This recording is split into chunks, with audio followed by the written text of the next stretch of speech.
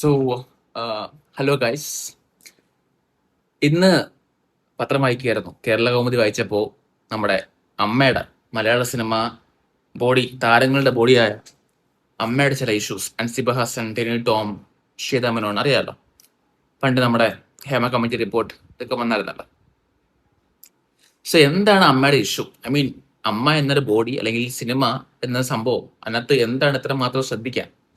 First of all ഒരു കാര്യം പറയാം. ഇത് അമ്മ ആയതുകൊണ്ടും സിനിമാ താരങ്ങൾ ആയതുകൊണ്ടും മാത്രമാണ് ഇത്രയും ഒരു ന്യൂസ് പ്രാധാന്യം അല്ലെങ്കിൽ ന്യൂസിന്റെ ചാനൽസിന്റെ ഒരു വലിയ ഇമ്പാക്റ്റ് ഇവിടെ ഉണ്ടാവുന്നത്. ചില ആൾക്കാരുണ്ട് അത് ഫെമിനിസം കൊണ്ടുവരുന്നത്.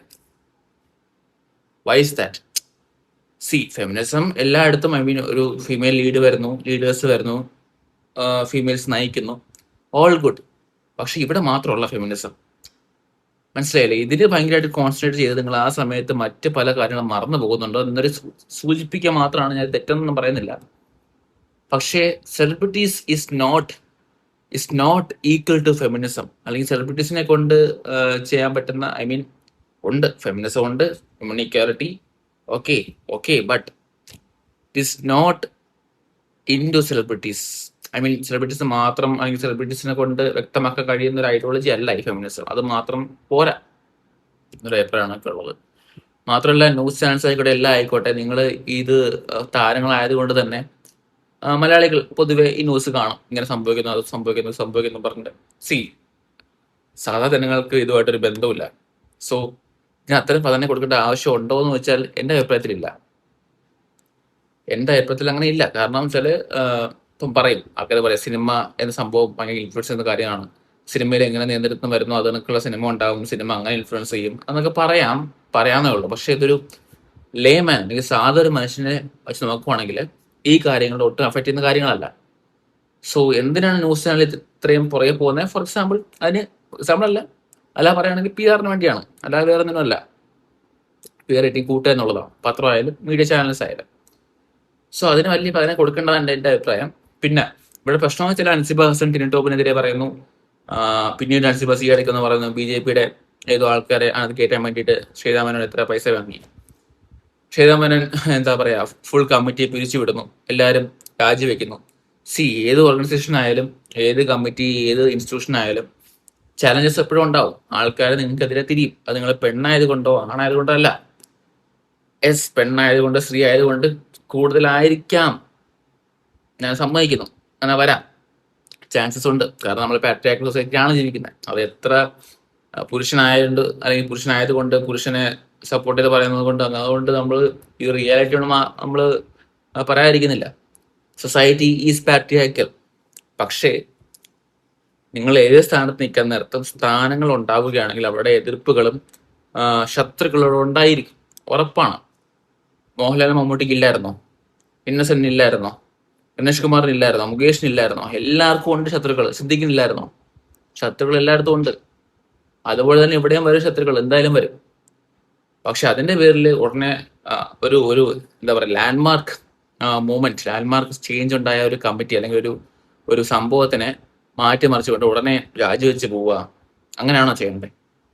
പക്ഷെ അങ്ങനെ ചെയ്യാൻ പറ്റുമെങ്കിൽ മറ്റേ ആരോപണം പോലുള്ള സമയത്ത് തന്നെ മോഹൻലാൽ പ്രസിഡന്റ് ആയിരുന്നപ്പോൾ ഗണേഷ് കുമാറിനെല്ലാം വിട്ടു പോവായിരുന്നു. പക്ഷെ അവർ ചെയ്തിട്ടില്ല. അവരാണ് ഒരു കമ്മിറ്റി അല്ലെങ്കിൽ ഒരു റൂളിംഗ് ഗ്രൂപ്പിന്റെ ഒരു ഐക്യം അല്ലെങ്കിൽ അവിടുത്തെ സ്ട്രെങ്ത് കാണിക്കുന്നത്. അല്ലാതെ ന്യൂസ് ചാനലിങ്ങനെ പറഞ്ഞു, ഇങ്ങനെ പറഞ്ഞു എന്ന് പറഞ്ഞിട്ട് ഒരുമിച്ച് പോകാനാണെങ്കിൽ പിന്നെ എത്ര?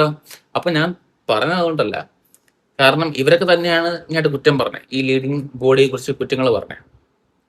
സോ കുറ്റങ്ങൾ പറയുമ്പോൾ അതിന്റെ പ്രശ്നങ്ങൾ ആലോചിക്കണം. അവരെത്രമാത്രം സ്ട്രെസ്സുകൾ, അവരെത്രമാത്രം പ്രോബ്ലംസ് ഫേസ് ചെയ്തിട്ടാണ് അവിടെ തന്നെ നിൽക്കുന്നത്, തീരുമാനങ്ങൾ എടുക്കുന്നത് എന്നുള്ളത്. മനസ്സിലായില്ലേ? നമ്മള് ഇപ്പൊ ഗവൺമെന്റിനെ കുറ്റം പറയാം. നമ്മൾ കുറെ കുറ്റം പറയും, ഇത് ചെയ്തില്ല, അത് ചെയ്തില്ല, കുറ്റങ്ങളുണ്ട്, സമ്മതിച്ചു. പക്ഷെ ഗവൺമെന്റ് ഇരിക്കുന്ന ആൾക്കാർക്ക് അതിൻ്റെതായ പ്രശ്നങ്ങളുണ്ട്. ഗവൺമെന്റ് ആ ഒരു കേരളം മൊത്തം ഭരിക്കുക, അല്ലെങ്കിൽ ഒരു സ്കൂൾ കൊണ്ടുപോകുക, ഒരു കോളേജ് കൊണ്ടുപോകുക, ഒരു ഹോസ്പിറ്റൽ കൊണ്ടുപോകുക എന്ന് പറയുന്നത് ചില്ലറ കാര്യമല്ല. ഇഷ്ടംപോലെ സ്ട്രെസ്സും കാര്യങ്ങളും അവർ അനുഭവിച്ചാണ് അവർ ചെയ്യുന്നത്. സോ ഒരു ചലഞ്ച് വന്ന ഉടനെ വിട്ടു പോവാതെ അതിനെ ഓവർകം ചെയ്യാം. അല്ലെങ്കിൽ ഒരു സ്ട്രോങ് കമ്മിറ്റി ആയിട്ട്, ഗവൺമെന്റ് ബോഡി ആയിട്ട് വർക്ക് ചെയ്യാൻ പറ്റില്ല. മനസ്സിലായില്ലേ? സോ ഇത് ഞാൻ പറയാൻ വന്നത് വെച്ചാൽ, ഈ അമ്മ അല്ലെങ്കിൽ ഈ കമ്മിറ്റി ശ്വേതമേനോൻ ലീഡ് ചെയ്യുന്ന പ്രസിഡന്റ് ആയിട്ടുള്ള ഈ കമ്മിറ്റി അത് പിരിച്ചുവിട്ടത് എനിക്ക് വിയോജിപ്പുണ്ട്. കാരണം ഒരു ലെജൻഡറി ലാൻഡ്മാർക്ക് ചേഞ്ച് കൊണ്ടുവന്നിട്ട് ഇത്രയും പോലും ഫേസ് ചെയ്യാൻ പറ്റാതെ പെട്ട രാജിവെച്ച് പോവുക എന്നുള്ള തീരുമാനം വളരെ മോശമായിപ്പോയി. സോ ഇതൊക്കെ എനിക്ക് പറയാനുള്ളൂ. പിന്നെ ഈ പറയുന്ന പോലെ ശ്വേതമേനോനെ കോൺട്ര ചെയ്തുകൊണ്ട് നേരത്തെ വിരമിച്ചു പോയ ആൾക്കാർ വീണ്ടും തിരിച്ചു വരുന്നു. ബാബുവാനിലേക്ക് പോലുള്ള ആൾക്കാർ, ബാബുവാനല്ലോ ആള് തന്നെ, ബാബുരാജോ ബാബുരാജ് തന്നെ തിരിച്ചു വരുന്നു. ശ്വേതമേനോനെ കോൺട്ര ചെയ്യുന്നു, കോൺസ്പിറൻസി ഉണ്ടാക്കുന്നു ആയിരിക്കാം. പക്ഷെ ഇതെല്ലാം ഫേസ് ചെയ്യണ്ടേ? ഒരു കമ്മിറ്റിയിൽ ഗവൺമെന്റ് ബോഡി ഇതെല്ലാം ഫേസ് ചെയ്യണ്ടേ? ലീഡർ ഫേസ് ചെയ്യണ്ടേ?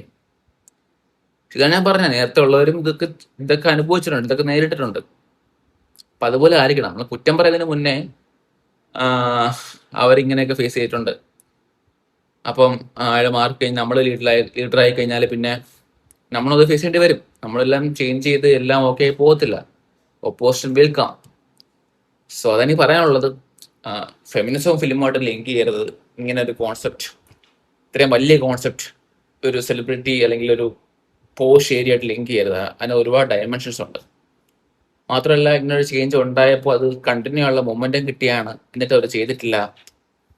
സോ നമുക്ക് കാണാം, വരും കാലത്ത് കാണാം എന്താണ് സംഭവിക്കുന്നത്. പക്ഷെ നമുക്ക് പറയാനുള്ളത്, ഞാൻ സാധാരണ ആൾക്കാർക്ക് പറയുകയാണ്, നമുക്ക് ഇതിനകത്തൊരു ബന്ധമില്ല, നമ്മൾ അഫക്റ്റ് ചെയ്യുന്ന കാര്യമല്ല. So please leave on with your life. Okay, that's it. Thank you.